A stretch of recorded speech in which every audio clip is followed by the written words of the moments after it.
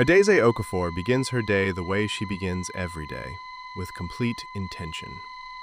Up at 5:30, calculations reviewed over tea, dressed in her Just what good I ochre needed. linen blouse, armed with a 500 naira umbrella she had been meaning to replace for 3 weeks and hadn't. She moves through Balogun Market the way she moves through everything, purposefully, noticing everything, loving the chaos without being consumed by it. Then the rain arrives. No warning, no negotiation, just the Lagos sky making a decision and following through completely. The market erupts into motion, sellers dragging covers, people scattering, okadas splashing through instant puddles. And in the middle of all of it, Adaeze stands perfectly still. Her umbrella snaps at the joint. Her good linen blouse soaks through in seconds. Her work phone is tucked so tightly under her arm her elbow goes numb. She does not run. She does not cry. She stands in the rain, holding a broken umbrella like a woman who has decided that dignity is non-negotiable, even when everything else is falling apart. The fury inside her is real and enormous and completely silent, which is the most dangerous kind. He arrives without announcement, tall, warm, wearing a yellow raincoat that has no business being that bright in a gray rain sky. He looks at her broken umbrella. He looks at her.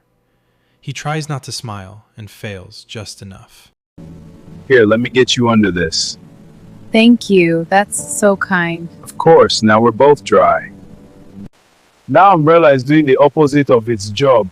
It serves its purpose. Thank you for that observation.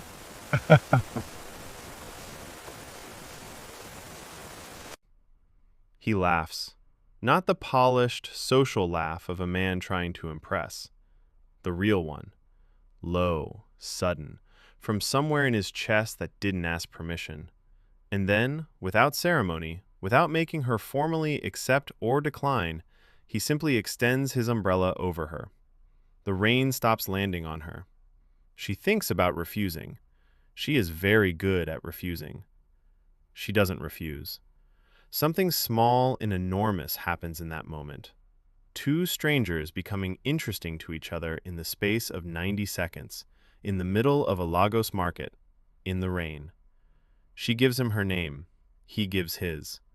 The city roars around them, and they are briefly, impossibly, in a small, dry world of their own making. They end up in a corner buka, low ceiling, zinc roof, plastic chairs, a single bare bulb doing its best. How long have you been in Lagos? 8 months, contract for a cultural center in Victoria Island. A cultural center, what kind? Where is home for you? The real answer. Accra, my father is there, my practice, my whole life is there. But you're here. I'm here. Matters, but hers. And something shifts. Nobody asks Adaeze that. She tells him that Lagos takes everything from you and gives it back in a form you didn't know you needed. That she stays because she is made of it. Then he tells her about Accra, his father there, his practice there, his whole life there. And quietly, underneath the warmth of the conversation, Adaeze hears the number that will matter. 10 months left on the contract. She does not say this. She returns to her pepper soup. This is good. I know. This is Lagos. The rain stopped. Completely, without apology, the way Lagos rain always stops. They emerge into the washed, glittering after-rain afternoon and stand on the pavement outside the buka with the city reconstituting itself around them. He says he'd I like to should see her get again, back. directly, Yes. with room I'd built like to in see for you her again. answer. Okay. She gives him her number, directly, looking at him. No performance, no hesitation. She has decided, and she does not complicate decisions once made. He puts it in his phone. She turns and walks back into the market and does not look back. This is deliberate.